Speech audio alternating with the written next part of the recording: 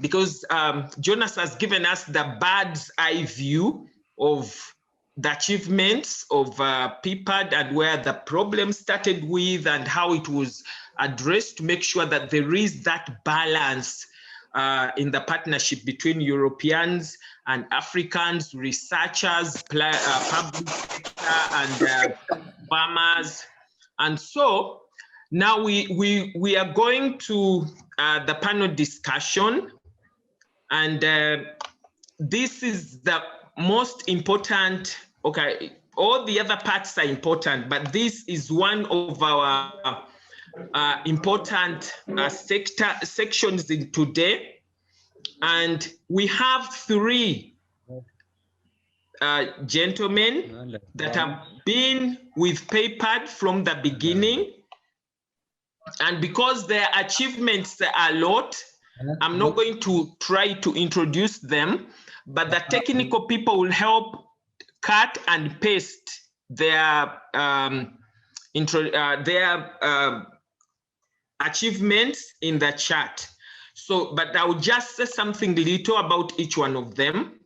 And the first one I will want to introduce is Patrice Sawade. He's the coordinator of Sojourn, an NGO promoting soya bean in Benin. He's also president of the NGO network called Renova in French. He would speak much more about himself, and he will be sharing with us some of the benefits that Africa has benefited from PayPad. The next person that we'll hear from is Steve Mochiri, and I'm sure most of you who are on this platform, you know him very well. Steve has been working with the agricultural sector for the last 17 years. He looks younger than someone who's worked for 17 years, but yes, he is. And he has a master's degree in horticulture. He's the current CEO of the East African Farmers Federation, which is hosting this session today. And this federation works in 10 countries in Africa, and he will be sharing with us his experience from the farmer's perspective. And the last person that we have on the panel is Francois. Many of us who have been around this platform, we know him. He used to, okay, PayPad is not dead. He used to work with a PayPad, and he's been around Africa and other regions. Right now, he works with the African Commission's Directorate for International Partnerships, and he's really passionate about food systems. And so we'll be talking a lot about things to do with food safety. He's also worked in Africa, in Egypt, but you hear from the horse's mouth when they introduce themselves. So I don't want to take so much time introducing them. You will hear them, and please welcome them to start sharing. We are going to start this panel with a short video. So Farah, can you please put up the short video? After that, Patrice, I'll ask you some questions and you take over. Thank you.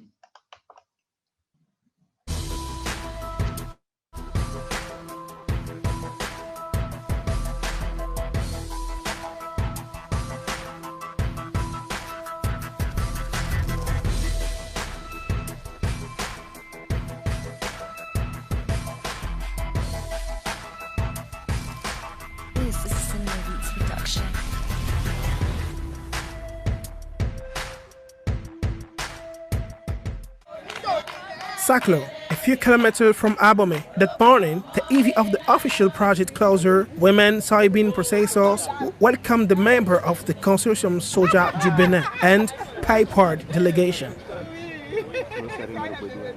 For the processors, the purpose of the visit was to showcase to their partner the fruit of their collaboration, which included Dadonu,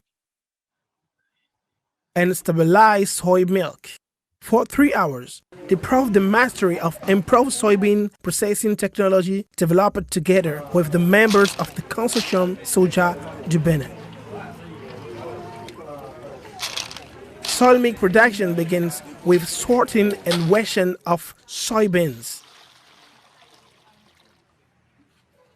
Pour la réalisation de notre lait, nous essayons d'enlever les déchets dans les grains. Après avoir enlevé les déchets, nous prenons la quantité, la mesure. Si c'est 10 kg, on prend 10 kg.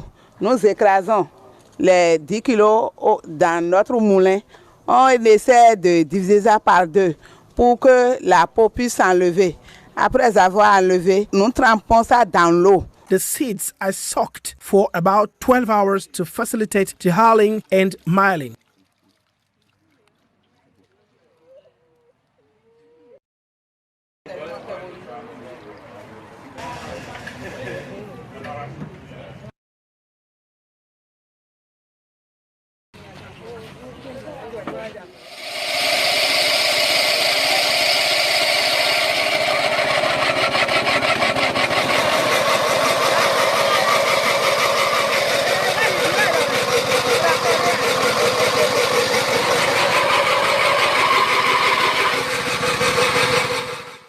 Processors add water to the dough.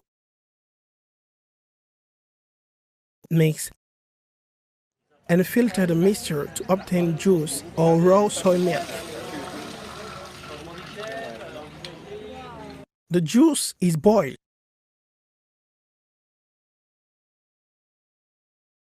At the boiling stage, lemongrass leaves are added to the juice for aromatization.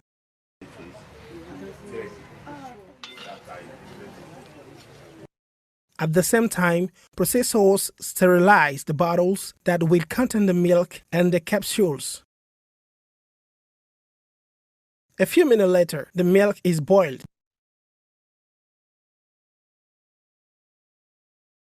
Bottled.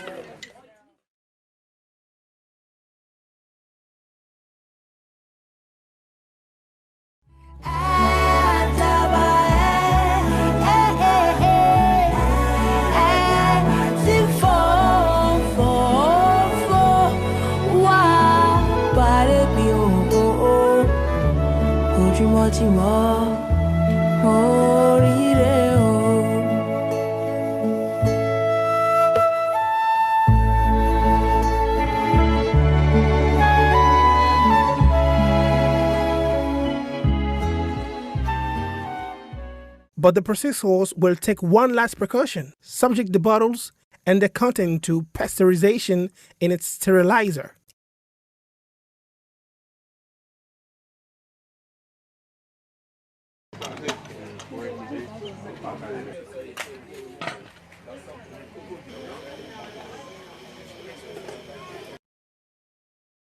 After this treatment, the milk can be stored for 6 months at room temperature. The visitors could finally taste the long-awaited milk.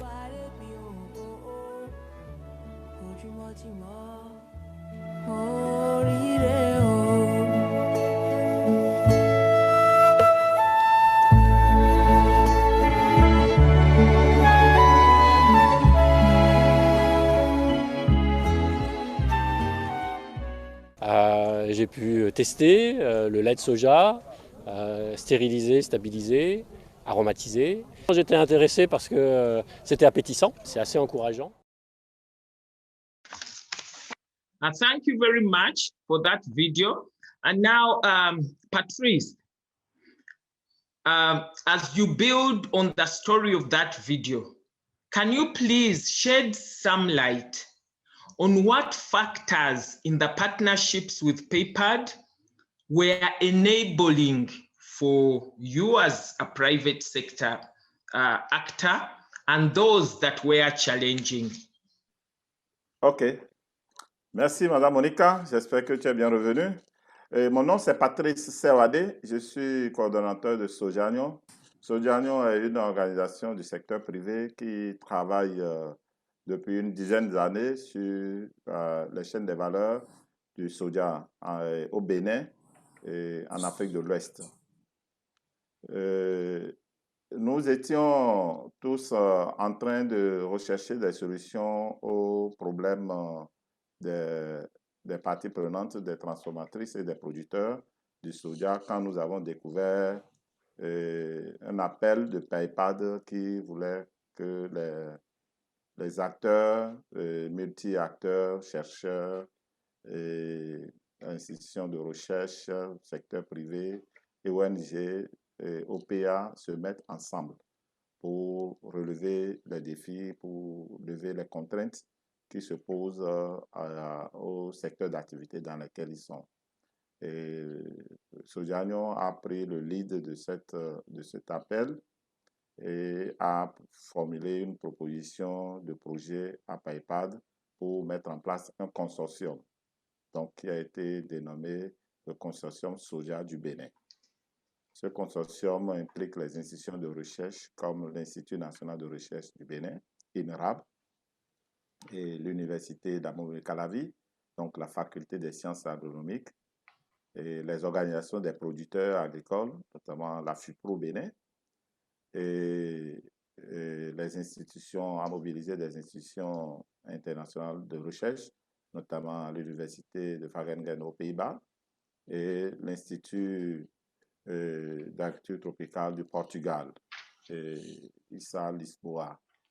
Et dans ce consortium, nous avons pu élaborer ce projet qui permet de répondre à la préoccupation des transformatrices, qui est qu'ils avaient un lait qui ne se gardait pas longtemps et qui ne durait que quelques 6 heures de temps. Et pour devenir périmé ou caillé, où on n'arrive plus à survivre dans le temps. Ça faisait des pertes pour eux. Et nous avons aussi découvert que les transformatrices avaient des problèmes pour accepter et mettre sur le marché un autre produit qui est appelé localement Afitin, et accepter de vendre le Afitin là comme un produit dérivé du soja. Donc, il faisait un peu de la tricherie sur le nom.